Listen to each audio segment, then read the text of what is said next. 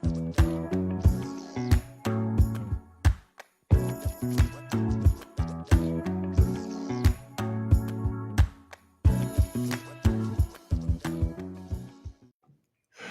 welcome once again. This is the Doctor of Digital, the Doctor of Digital podcast. Purpose of the show is to transform your business and life with education and inspiration. I introduce busy business leaders to trends in business, technology, and marketing to highlight people you should know. Are you tired of pouring time and money into social media marketing with little to show for it? In today's digital age, a strong social media presence is crucial for business success. But navigating the ever changing landscape can feel like trying to hit a moving target. What if there was a way to create a predictable marketing system that consistently generates leads and sales, even in industries that seem challenging to promote? My guest has cracked the code on social media marketing, and she's here to share her secrets with you. Meet Hannah Balliet, the dynamo behind Ugly Mug Marketing.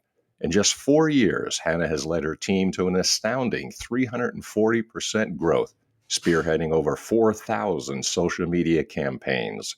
Her expertise isn't just theoretical. Hannah has worked hand in hand with hundreds of small business owners and entrepreneurs, helping them cut through the noise and achieve tangible results in the digital realm. From turning strangers into advocates for nonprofits to making unsexy industries shine on social media platforms, Hannah's strategies have proven effective across diverse sectors.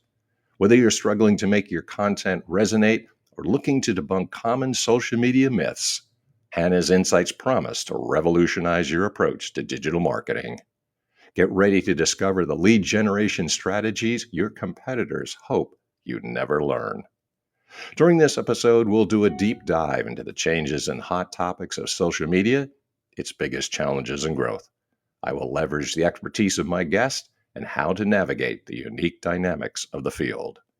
By the end of this episode, you'll be better equipped to know what to do, and I encourage you to contact my guest, Hannah Balliet, the Director of Communication and Teaching at Ugly Mug Marketing.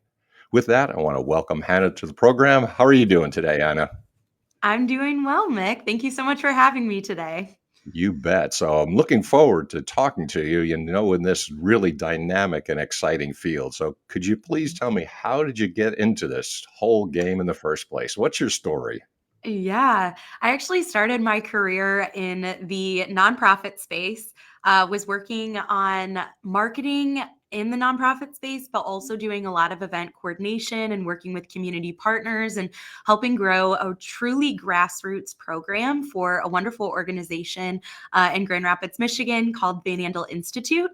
Oh, But during my time there, I was really loving leaning into the marketing side and knew that I wanted to continue to grow in that realm. And so I made my transition to Ugly Mug Marketing and essentially was serving as a social media manager at the time.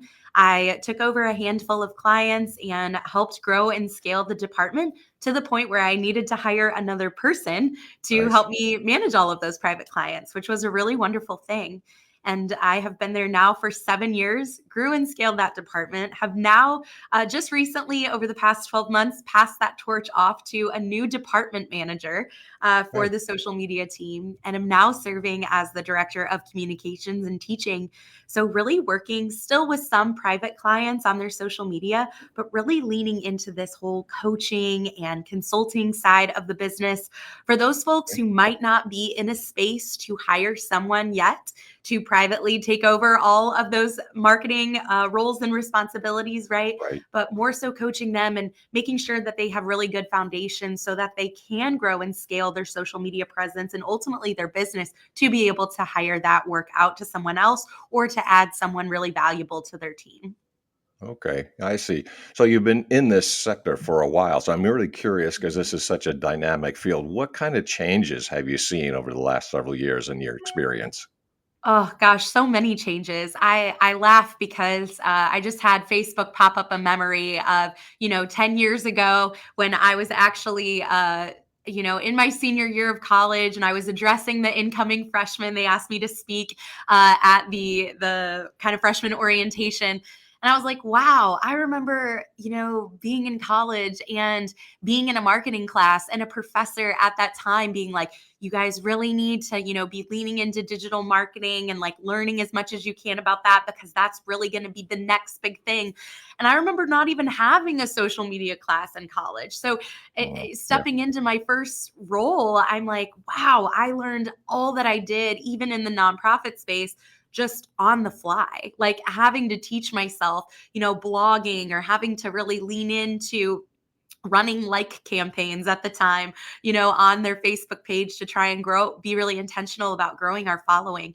The answer is it's changed drastically. And as someone who specifically spends a lot of time within the Meta suite of Instagram and Facebook and WhatsApp and those tools, that platform in and of itself has changed dramatically over even the last 2 years that I want to really speak to.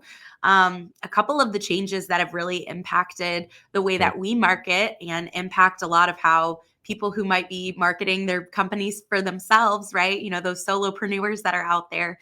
A couple of changes that have come to that platform is some targeting, some very specific targeting capabilities that were once in place, especially for my friends who are in that nonprofit space. You used to be able to target people who care about specific causes or care about specific organizations. For Mhm. example, you could target people who like pages like Susan G. Komen and American Cancer Society, or who have interests in giving to those types of organizations.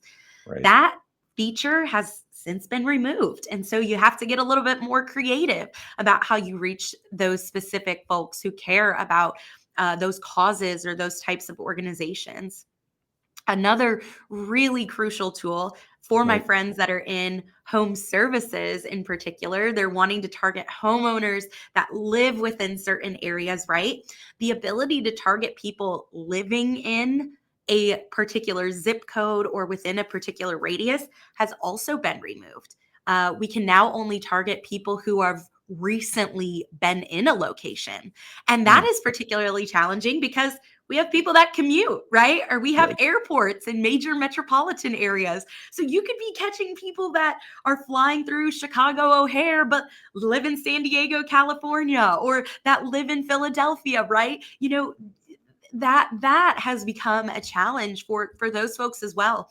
More importantly, those folks in those industries who are trying to reach just a cold audience, right? To even just run a brand awareness campaign and to try and get in front of new faces. And so we have to be really creative when it comes to building out some custom audiences and ensuring Okay. that we're reaching the right people. Those are just two of the many changes. I haven't even leaned into the way that the platform itself looks when you log into Ads Manager. Buttons are in different places, or it just looks different, or they've cut down the way that we even view the different objectives that we might be running our ads for. So there have been a plethora of changes, but those two in particular are some of the bigger ones that I think have made an impact on the way that we market, even for our clients over the last couple of years. Got it. So you have two major changes, but I'm also curious because this is such a dynamic field. What would you say, because this is controversial, there's people talking about it all the time, what are the hot topics in the area currently? Ooh, that's a great question. I think this is on two extremes, right? I think one is TikTok. The evolution of it as a platform, ultimately from the early days of COVID, so 2019, 2020, and the evolution of that platform till now, I feel like is a very hot topic.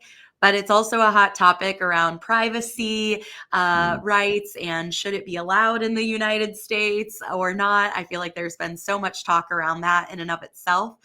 So I think that's one hot topic just in the marketing and digital marketing atmosphere today. But I think just privacy as a whole, too, has kind of been another one. People's ability to get retargeting campaigns, which has been another change on Meta platforms, but on all digital marketing platforms. The ability to tell if someone has come to your website or visited your page in the past. I would say those two are really at the forefront. Um, right now as potential controversial topics and things that people are talking about. Are people more concerned about privacy, less concerned? Because that is sometimes that's a issue for some, and then for others, they don't seem to care. Yeah. Gosh, I really believe it's so 50-50, right? And it's hard as a marketer because you want to respect the privacy of the user, right? But at the same time, that data can be really valuable in targeting the right people and really niching down to ensure that you're reaching the right audience. So I can certainly see both sides of the argument. Me as a user, I think when I get a pop up of, these cookies are on this page, can we track or whatever, uh, ultimately, like, I personally don't care. But I also am on that marketing side of things where I'm like, if that's going to help me get more targeted ads or help me see more of what I want to see when I'm on platforms like Pinterest, or once I've gone to a website and then I'm coming back to Facebook or Instagram or TikTok or places like that. I ultimately don't really care, but I know there are people out there who deeply care about that and are concerned about their privacy and receiving ads after they've been, on a certain website. They don't really want to be tracked in that way. So, yeah. Have you found that age related, that is, sometimes older people are more concerned about privacy because they haven't been around the digital age? Younger people are more open or don't care? I certainly believe that is a factor. Um, yes, I do believe that to be true. And I think that if you look back over time, even not considering privacy in light of social media in particular, I think that that's always been, typically the older demographic or range has been concerned about their password getting leaked, or credit card information, things of that nature. So I would definitely kind of overlay that in this digital marketing space and say that yes, that is likely true. I was just curious then, if there's no such thing as the average client or potential business that you're dealing with, but are there things that you generally would recommend given the hot topics and the change that have been taking place? Like, what should a business owner, president, CEO, small business start to think about currently? Yes. I think that leads are an actual contact information for the people who are interacting with you on any of your digital marketing platforms is really important. Um, Especially in light of privacy and information transfer of information, right?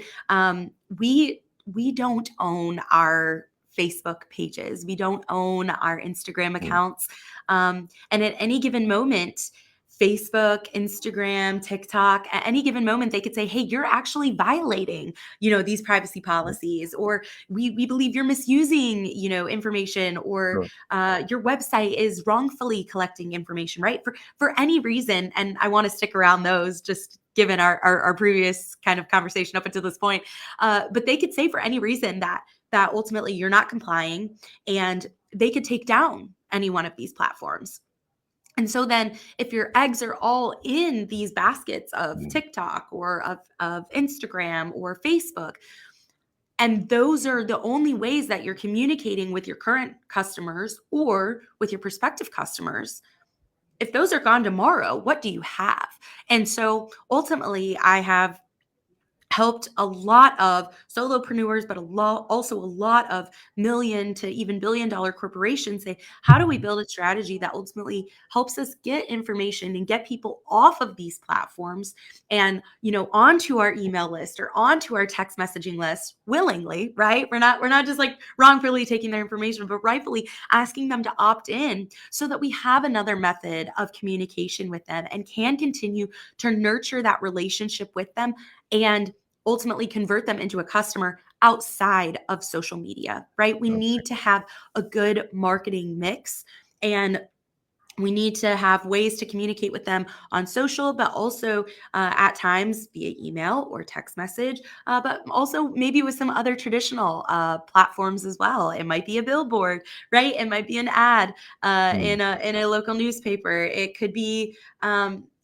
radio advertising as well. We want to make sure we have a good mix to reach the right people, but ultimately, still collecting that information from social so that we can continue to nurture that relationship. So to back up just a little bit, you would probably be trying to capture people from anywhere, cross channel, anything, billboards or what have you. But in order to get Yeah. them and that information with their permission on your own and under your own control. Yes. Yes, exactly. Yeah. So, I mean, that's the kind of thing that people see, and you kind of avoid the privacy issue because the person that you get an capture and suing them if they are having what you want. And just like you said, when they're actually getting the things that you want and showing you the products that you look, well, then it's a service for you. So that seems like a fair exchange.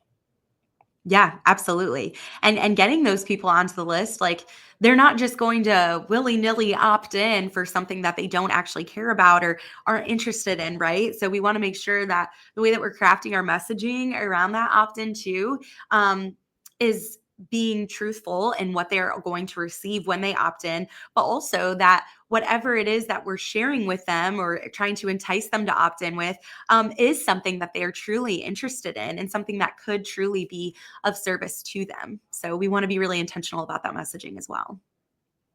So you made some recommendations. I'm curious for a person listening, what sort of immediate tips can you give them? That is some takeaways and some actionable tips. What should I be doing right now, for example? Yeah, absolutely. So some ways that we can actually get those people, that are those website visitors, that we don't know their names. We might know where they're located, if we're looking at our Google analytics, but we don't have their names or their information. A really great way to try and capture that is by having some sort of opt-in form on your website. So Mm, whether that's to join your email list, some sort of incentive for them, maybe it's an exclusive offer that by opting in to your email list, they are then emailed that discount code or access to something specific or specific product or service within your business. It can yep. be in the form of a pop up or it can be its own landing page. Those can be really great ways to get someone's information so that, again, continue to nurture that relationship via email, maybe, or via text messages as well. Another way outside of that, maybe if you already have that in place on your website, might be to take it a step further and run a Facebook lead generation campaign. This is Okay. something that we have found very fruitful for a variety of businesses and have built a full strategy and 10-step process around. And I'll give you an example of someone who was really crushing it on Facebook. They had 13,000 followers. They were Mm, a cupcake and coffee shop located in Louisiana. And we were like, wow, look at all of these organic followers. Look, you guys have been in business for 10 years. This is amazing.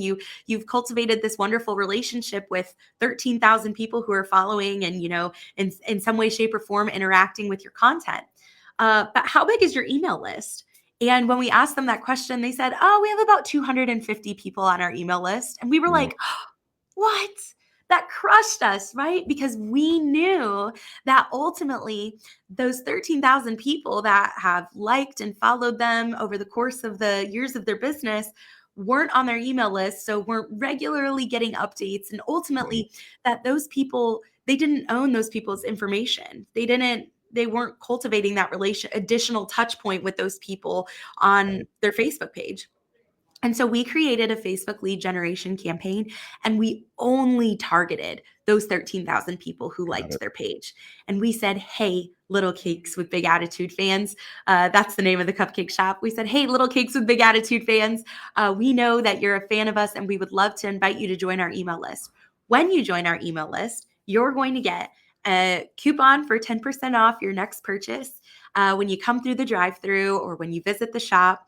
You're also going to get a free cupcake on your birthday. So enter your birthday information and we'll send you an email and text message for a free cupcake on your birthday.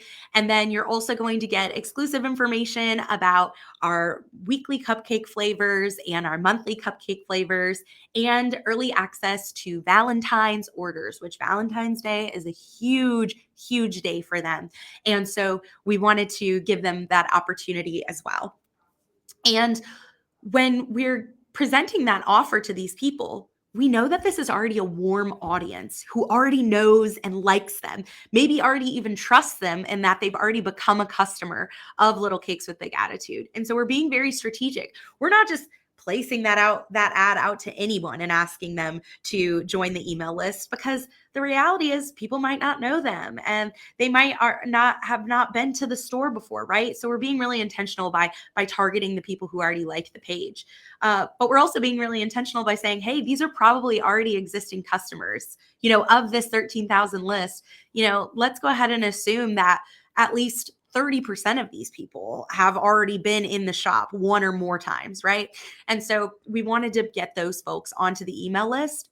And ultimately, that helped us grow their email list to multi thousands, right? And this ad in particular, this lead generation campaign, is something that we can run evergreen. It's an evergreen offer. It doesn't die, right? So as we have additional funds to be able to run this as an ad on Facebook and on Instagram, we can keep it going on and off. We could keep it all year long and put a couple $100 behind it every month as we see fit.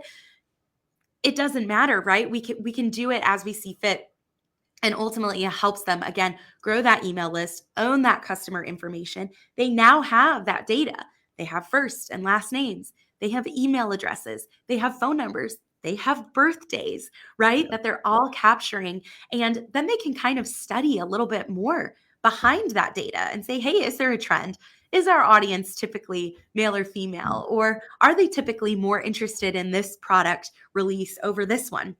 What typically has a better open rate, right? We can start really diving into that data so that we can provide more niche or more specific content to the people who actually want to open. And we can kind of segment down even from there. That's getting a little bit into the weeds, but that can be another really great way to collect that Sure. customer information and ensure that you can continue building that relationship with them. Well, you're giving some great actionable tips, which is like, okay, you should take some action. So now I'm curious, if a person's listening, how do they get a hold of you? How do they reach you? What's your contact information? Yeah, absolutely. So you can connect with me personally on LinkedIn. You can find me on LinkedIn at Hannah Balliet, but you can connect with me through Ugly Mug Marketing too. So find Ugly Mug Marketing on LinkedIn, on our website, uglymugmarketing.com. You can also find us on YouTube, Instagram, and Facebook as well. Awesome.